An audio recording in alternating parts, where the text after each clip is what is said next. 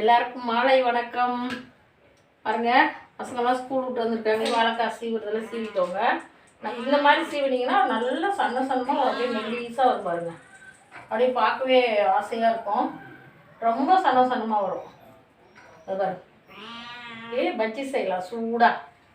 எல்லாம் மழை பெஞ்சு எல்லாம் ஒரு மாதிரி இருக்குது. பஜ்ஜி செய்யலாம்.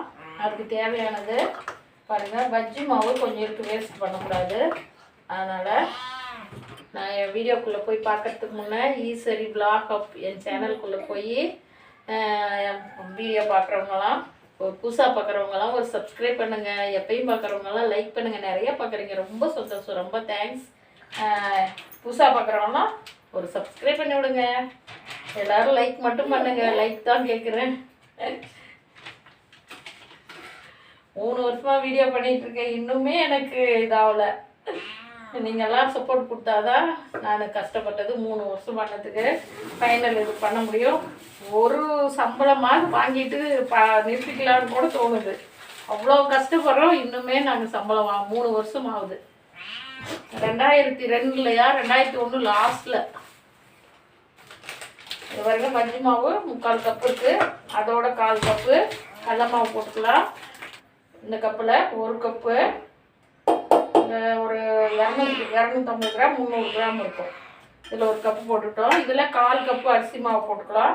கட்டாயம் அரிசி மாவு போடுங்க, செம்ம டேஸ்ட்டாக இருக்கும். ஒரு 1/4 கப்பு அரிசி மாவு. அரிசி மாவுலாம் அரைச்சி வச்சுக்கிறதுல அப்பப்போ வேணுக்குள்ளே மிக்ஸி ஜாரில் போட்டு அரைச்சிக்கிறது. பஜ்ஜிக்கு தேவையானது பாருங்கள், பெரிய ஸ்பூனில் 1 ஸ்பூனு உப்பு, சின்ன ஸ்பூனில் பெருங்காயம், கட்டாயம் பெருங்காயம் போடுங்க. பெருங்காயம், ஏன்னா வாழைக்காய் ரொம்ப வாய்வு, கடலமாவும் வாய்வு, அதனால் கட்டாயம் பெருங்காயம் போடுங்க. சின்ன ஸ்பூனில் 1 ஸ்பூன் பெருங்காயம், பெரிய ஸ்பூனில் 1 ஸ்பூன் மிளகாய்த்தூள், குட்டி ஸ்பூனில் மஞ்சத்தூள் 1 ஸ்பூனு, நம்ம தோசைக்கு போடுற சோடா மாவும் கட்டாயம் போடணும். வெறும் கடல மாவுக்கு நான் பஜ்ஜி மாவு கொஞ்சம் இருந்ததுனால ஒரு 1/4 ஸ்பூன், குட்டி ஸ்பூனில் ஒரு 1/4 ஸ்பூன் எடுத்துக்கிட்டேன். எல்லாம் போட்டுக்கலாம்.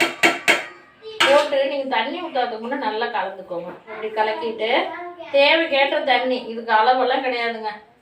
ஏன்னா ஒரு மாவு நல்லா தண்ணி இழுக்கும், ஒரு மாவு வந்து தண்ணி இழுக்காது. அதனால் அளந்துட்டு நீங்கள் அப்படியே ஒரு டம்ளர்னா 1 டம்ளரை சாய்ச்சி அது தனியாக போயிடுச்சுன்னா என்னோட வீடியோ பார்த்து போனோம், இவங்க நல்லாவே போடலை கரெக்டாக, அப்படியெல்லாம் இல்லை. மாவு தேவைக்கேற்ற தண்ணி, ஒவ்வொரு மாவு நல்லா தண்ணி இழுக்கும். இங்கே பாருங்கள், என் குட்டி சிம்பாவை இன்னைக்கு தான் ஃபஸ்ட்டு ஏன் கேட்கல குட்டி பொண்ணே, பெரிய சிம்பா தான் இந்த வேலை பண்ணுவானா, நீ அடுத்து நீ இந்த பண்ண வேலை பண்ணுறியா? இன்னைக்கு தான் ஃபஸ்ட்டு டக்குன்னு ஏறிட்டாரு. நல்லா கலங்கிக்கணும், கை போட்டு நல்லா மாவு ஜலிச்சு எடுத்துக்கோங்க. இல்லை கடையில் வாங்கி ஃப்ரெஷ்ஷாக இருந்தால் அப்படியே கூட போட்டுக்கோங்க. இப்படி கையில் நல்லா கட்டி எது இருந்தால் கூட உடச்சி விட்டிங்கன்னா உடஞ்சிரும். சூப்பர் மார்க்கெட்டில் ஃப்ரெஷ்ஷாக தான் இருக்கும், பழைய மாவெல்லாம் இருக்காது. குட்டி குட்டி கடையில் வாங்குறது தான் கொஞ்சம் பழசாக இருக்கும். ஏன்னா அது வாங்கிட்டு வருவாங்க சேல்ஸாக. ஒவ்வொரு குட்டி கடையில் அப்பப்போ 5-10 வாங்கி கூட புதுசாக இருக்கும், சொல்ல முடியாது. ஆனால் இந்த மாதிரி சூப்பர் மார்க்கெட்டில் இந்த மாதிரி கடைகள்லாம் வாங்குறது, ஹோல்சேல் கடையெல்லாம் வாங்குறதெல்லாம் நாங்கள் ஹோல்சேல் கடையில் வாங்குகிறோம். எப்பயுமே ஹோல்சேல் கடை தான், சூப்பர் மார்க்கெட்டுக்கெல்லாம் போகிறதில்ல. இந்த ஐஸ்கிரீமு இந்த மாதிரி ஐட்டம் தான் சூப்பர் மார்க்கெட்டுக்கு போகிறது. பாருங்க, இப்படி தான் மாவு அளவு கட்டி இல்லாத ஊற்றணும். நல்லா கலக்கிட்டோம். இப்போ போட்டு எடுக்கலாம்.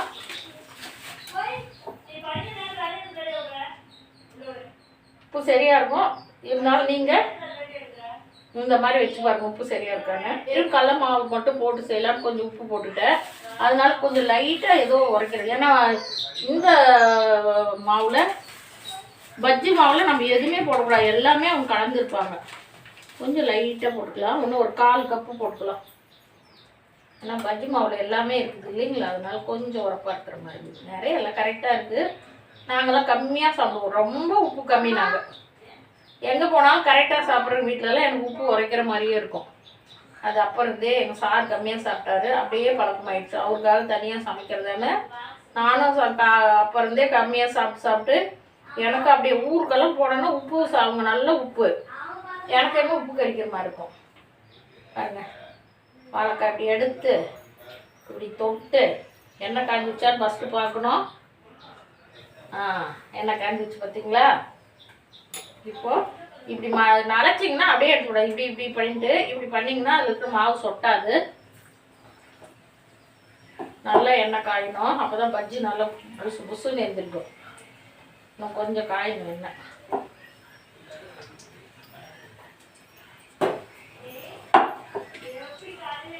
இப்படி இப்படி பரட்டி பரட்டி எடுத்திங்கன்னா நல்லா ஒட்டும்.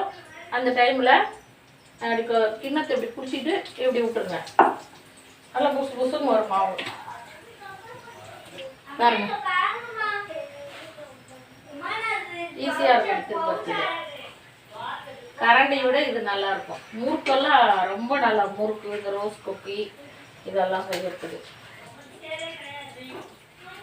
வட வட வட வட சூப்பருங்களா? செம்மையாக இருக்கா? அப்படியே புசு புசு புசுன்னு இருக்கு பாருங்க. கொதிக்குது, கொஞ்சம் ஆறட்டும். கரெக்டாக போயிடும். இன்னும் ஒரு 10 இருக்கு, கரெக்டாக இருக்கும். அப்படியே பாருங்கள், எண்ணெய் நல்லா காஞ்சிருக்கணும்.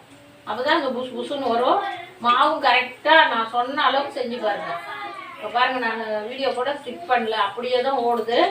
அப்படியே பிணைஞ்சு அப்படியே போடுறோம். உங்கள் கண் எதிரிலேயே எவ்வளோ புசு புசுன்னு எப்படி வருது பாருங்கள். அப்படியே செண்டா.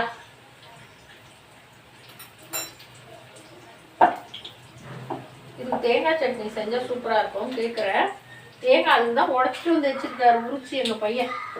ஓ, தேங்காய் சட்னியா? சரி சரி, இந்த ஒரு மூடி போட்டு தேங்காய் சட்னி செஞ்சிடலாம். அச்சோ, என்ன பஜ்ஜிக்கு தேங்காய் சட்னியா கேளு?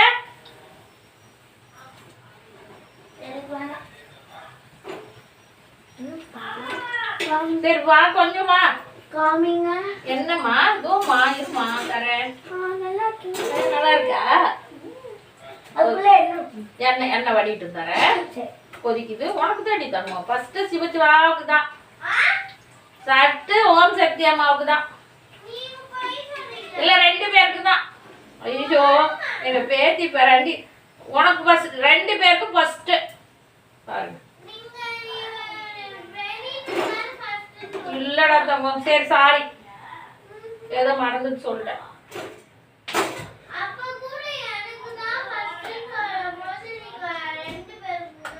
சரி, பாப்பாவுக்கு ஃபர்ஸ்ட்டு.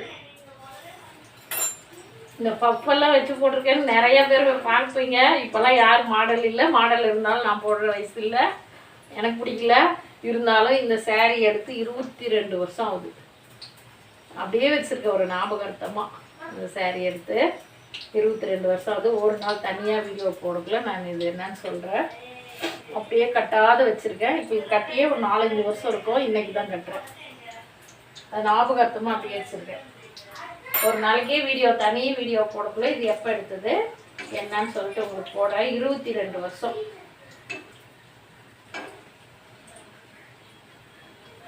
எல்லா கை அளவெல்லாம் நான் கரெக்டாக இருக்குது. இடுப்பு மட்டும் கொஞ்சம் பிடிக்கல, அது மட்டும் பிரிச்சு விட்டோம். மீதி எல்லாம் அப்படியே இருப்பாங்க. அப்படியே வச்சுருக்கேன். 22 பஜ்ஜி வந்துருக்குது ஒரு வாழைக்காயில்.